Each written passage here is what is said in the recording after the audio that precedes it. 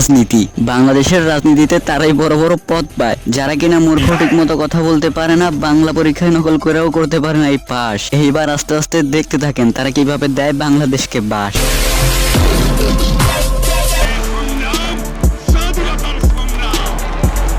ঐতিহাসিক প্রয়োজনে রাষ্ট্রপতি হিসেবে আমাকে গ্রহণ করতে হয়েছে। আমরা জাতীয় জীবনে এক নতুন অধ্যায়ের সূত্রপাত করতে যাচ্ছি। বাংলাদেশ আজ ভয়াবহ সমস্যার সম্মুখীন।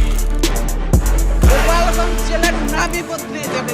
সে গোপালগঞ্জের থাকছে। এটা ফাদার অফ দ্য নেশন নেই, বঙ্গবন্ধু শেখ মুজিবের মেয়ে।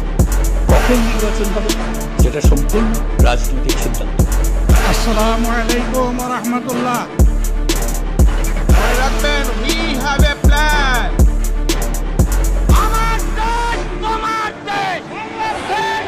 সবসময় শুনে আসছি যে সত্যের বিজয় হয়, বাট বাজান এটা মাথায় রাখেন যে এটা বাংলাদেশে নয়। নাসিরউদ্দিন পাটোয়ারি বলেছিল যারা আমাকে ভোট দিতেছে তারা আমাকে নয়, তারা বরং শহীদ ওসমান হাদিকে ভোট দিতেছে।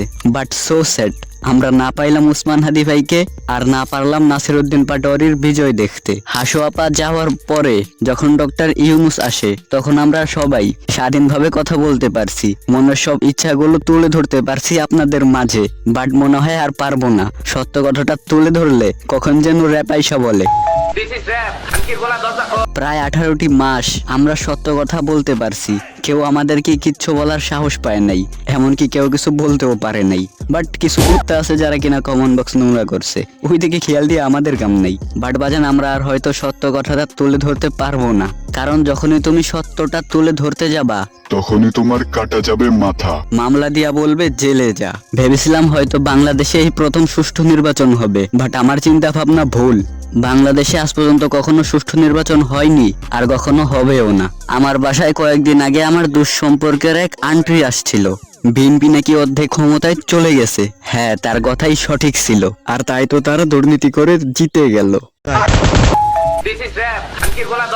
দিন শেষে সত্য কথা বলতেও ভয় করে, বাট আমার গুরু একটা কথা বলছিল, আমরা থেমে গেলে চলবে না, কারণ এই জানোয়ারেরা আমাদের কথা বলবে না।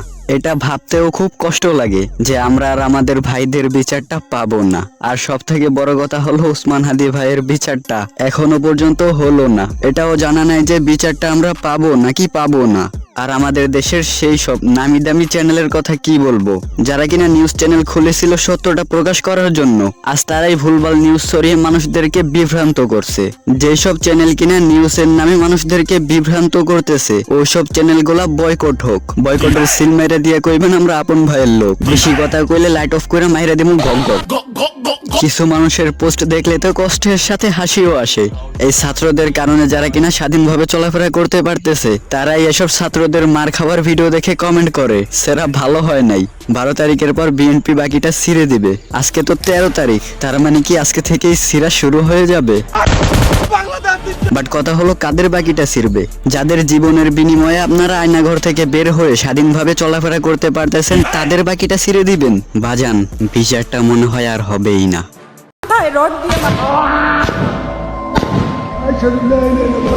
শ্রাবণে তোমার ক্ষীণ হাসি, কত আদরে ভালোবেসেছি তোমার ওই মিষ্টি হাসি, তোমাকেই আজ বেঁধে নিয়েছি আমার হৃদয় মাঝে। বাজান, বিচারটা মনে হয় আর হবেই না।